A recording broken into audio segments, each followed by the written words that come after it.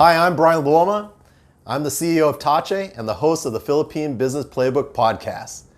Today we're going to talk about creating superpowers for your employees and empowering them to grow and succeed within your organization for the long-term success of your company.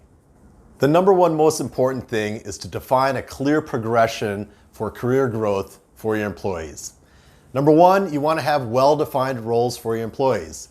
Really, thinking about job titles and what their role is going to be within your company, junior people, mid-level people, senior level people, and really looking at it within your organizational chart and then sharing that chart with your employees so that they understand where they fit within the organization and what is the path forward for them. Additionally, you want to consider what is called job leveling or utilizing grading systems. So a lot of times as you're adding employees, you're going to be hiring for one position and then you're hiring for another position. And sometimes you're not consistent about what the job titles are, what the levels are going to be and what that progression is going to be. So you really want to consider looking at your team and if necessary, doing some sort of job leveling, making sure that everyone has consistent titles.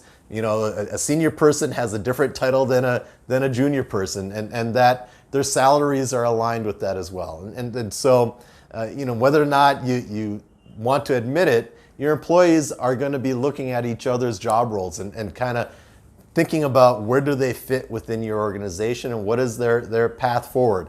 And so being consistent about that and really thinking about what your job roles are is going to be important. Additionally, you want to think about beyond the organizational structure, what is the individual development plan for employees, for each of your employees. So you want to really, what is the job growth that you're looking for within that position? What is the progression from when they start that position, how they grow, what is the education going to be for them, what is the individual development plan for that position and that employee. And once you've defined that and you've told that to the employees, they can understand that, hey, within this role, I'm going to come in and this is going to be the requirements for that role and this is how I'm going to grow within it. The training I'm going to have. What is the plan that's going to get me from this position to that position? And if you guys are working together within that framework, you're really going to have a clear picture of what the path is forward for your employees and for your company. Additionally, you want to have a timely benchmarking system for advancement within that role. So within 1 year, we want you to be doing these things. We want you to have achieved these certifications. We want you to have hit these benchmarks. And that's how we're going to say that you are on a progression towards advancement. And if an employee knows that and they know what's expected of them, what their goals are, they're really going to have something to focus on. And the high achieving ones, the rock stars that you want to have within your company, they're going to bang that out. They're going to really make sure that they're achieving those goals. And so laying out what the progression is for your employees from an organizational standpoint to an individual standpoint and within the growth of that individual is really key to the success of your employees and the long-term success of your company. So what is the best way to level up your employees? You're going to offer them some skills development programs within your company. Number one, you're going to want to have some sort of technical training. Are you providing opportunities for them to take some online courses, some technical training if they're in IT, or maybe some advanced financial courses if they're in accounting? These are going to be really ways for you to give them some technical training for their positions so that they can be better at their jobs. I know in the past we've had accountants that are taking on new accounting software and maybe they're great accountants and just generally they know what they're doing. But if you're asking them to do QuickBooks for the first time, it might be a good idea for them to take a short course on QuickBooks. If you're going to have them do a certain type of engineering software, having a refresher course on that or an advanced course if they're going to be utilizing new tools within that software. There's a lot of online courses that they can take And you can do that either offline, off hours, where you give them some sort of bonus or incentive to do that, or you can have them, if they have free time during their work schedule, an hour a day or something like that, you can have them do that as well. So technical training for your employees, I think, is really something that really helps level up, especially junior people to that mid-level people and senior people. And then additionally, soft skills training. So you're going to have the technical training, but what a lot of times people forget about is the soft skills development. And really the key from going from a junior level position to a mid-level and eventually a senior level is those soft skills. There's the old phrase that the technical skills get you the jobs and the soft skill gives you the advancement. So if you're able to communicate, if you're able to handle stress, if you're able to plan and create a project and goals and follow that project and hit those achievements, those are all soft skills. And believe it or not, a lot of people don't have those right out of the box, and you need to find ways to develop those soft skills. I know for me, having opportunities to speak in front of groups and having opportunities to speak in front of employees and having those one-on-one conversations and really getting feedback from them on what's working really helped my soft skill development. And I think that providing those opportunities for your employees will go a long ways as well, from having them be a junior person taking directions to hopefully a mid or even senior level person that's running a team. If you don't have those soft skills, you're not going to be able to do that. At Tache, we have a Toastmasters club, and we encourage all of our clients to encourage their employees to join the club and really, improve upon their speaking skills and their leadership and their confidence talking to others. These are some things that you can do to really level up the soft skills of your employees.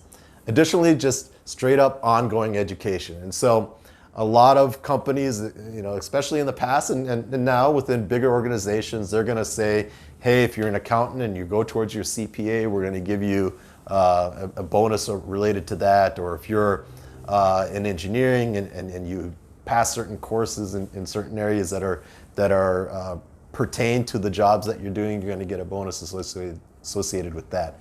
If you're working with an agency like Tache, you can provide those opportunities as well. So if you want your really great admin person that's been working with you and really showing great skills, and you want them to learn about SEO, or you want them to learn about graphic design or even accounting or QuickBooks or whatever, you can tell them, hey, take this course, and if you pass it, we're going to reimburse you or give you a bonus or whatever. We can help facilitate that, and finding opportunities to do that for ongoing education is really going to level up your employees. And finally, something that I think is really a lot easier than people think, and maybe will have the biggest benefit to your employees, is some international exposure. And so we've had dozens of employees working for Tache travel to the US to meet with their teams, to spend anywhere from a week to a couple of months learning about the organization, meeting the teams that they're working with in the US, and really learning some of the nitty-gritty about how the company works, what is the vision, what is the goal, what is the team makeup, and then taking that knowledge from the US back to the Philippines and passing that along to their team, or even growing new divisions and new teams. So it's amazing seeing how that can be transformational, not only for the employee, but for the company, and how the US company coordinates with their team here in the Philippines. I think that having your team travel to the US, or even just your team lead or a couple of team leads travel to the US and get that on the ground training is something that just really levels up your team. And I know a lot of our clients think that might be a difficult thing up front, but I can assure you that's something that we've done for dozens of our employees, and I really encourage for our clients, and I would encourage for all of our viewers here, if you have an opportunity to bring your employee from the Philippines to the US for even a week, it's going to pay dividends for you and your company. All right, so you've upped the skills of your employees. How do you really know then, are they doing a great job, and how do you advance them to the next level? You want to create performance metrics, KPIs for your employees so that you can really decide whether or not they're ready to go on to the next level.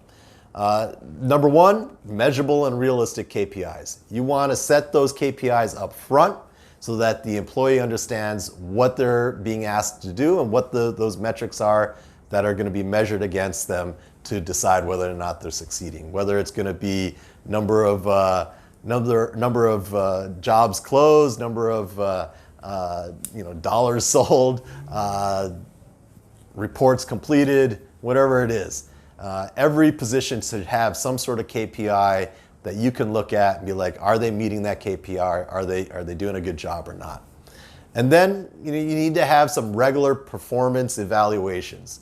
At Tache, we like to have one at 6 months right off the bat, so you're not waiting a full year, and you're really deciding whether or not, hey, are you meeting our initial goals? Are you doing a good job? And having that conversation with the employee. Doing one at 6 months so that you can make adjustments real quick if need be, and then setting the KPIs for the following 6 months. Usually that first 6 months there's a lot of training, figuring things out, getting up to speed, and so maybe your KPIs are going to be relatively low because you just want to get them started.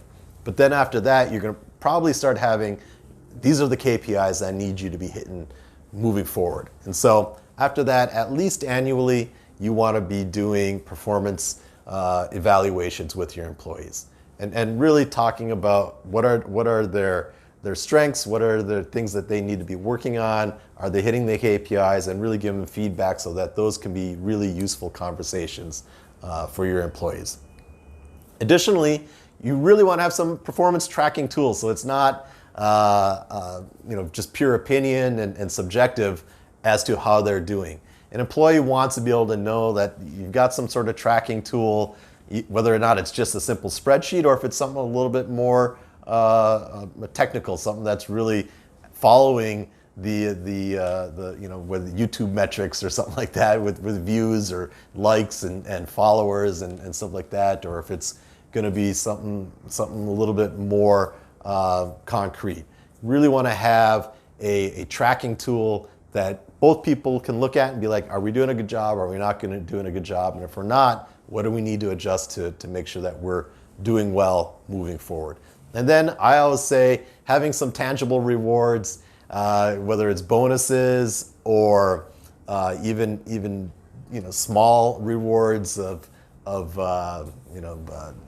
gift certificates or food vouchers or other things that can be done. They can be small or they can be big. If it's a salesperson, usually traditionally those rewards are going to be a little bit bigger because they're really based on sales and hitting those metrics. But if it's somebody that's a little bit more admin or junior level or not in that type of clear win-loss type of scenario, maybe those rewards are a little bit smaller, a little bit more organic.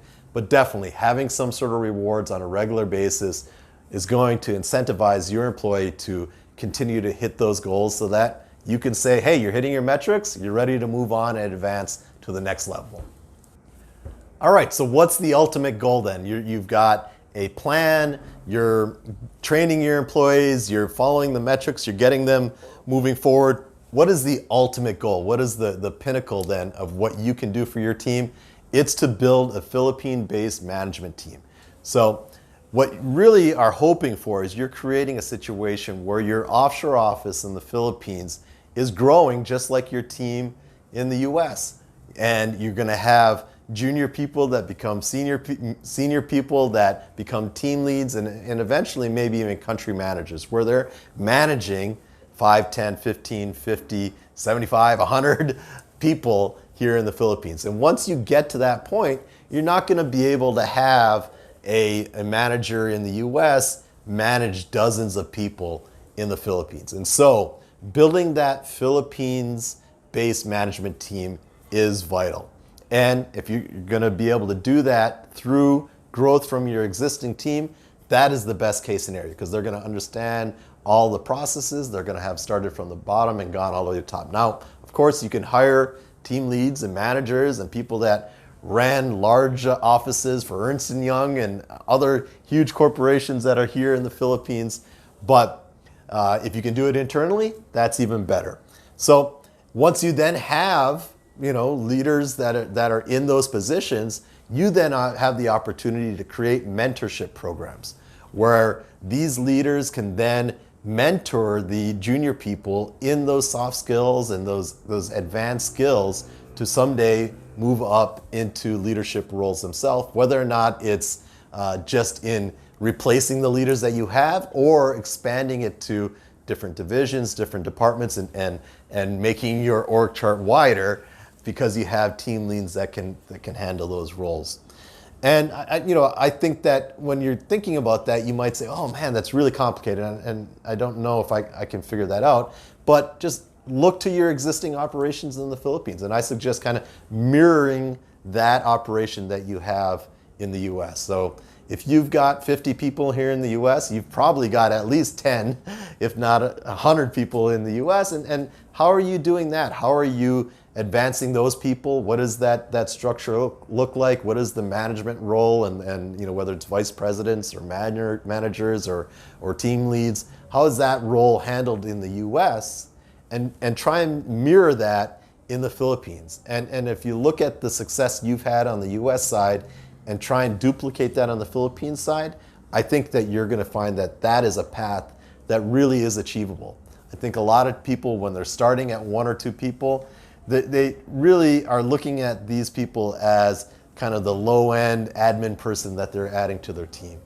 But if they create this development process that I've talked about here, where you've got a plan to grow your team from those junior admin level people to mid-level people and senior people and eventually a whole management team, you're going to end up growing your team here in the Philippines and creating a viable department, a whole operation for you that grows your company, future-proofs your company, makes your company stronger, more efficient, and more profitable for you and your entire organization. So I hope you've enjoyed this episode. If you like it, please hit that like button. If you got any additional ideas, add a comment below. Love to start a conversation with you.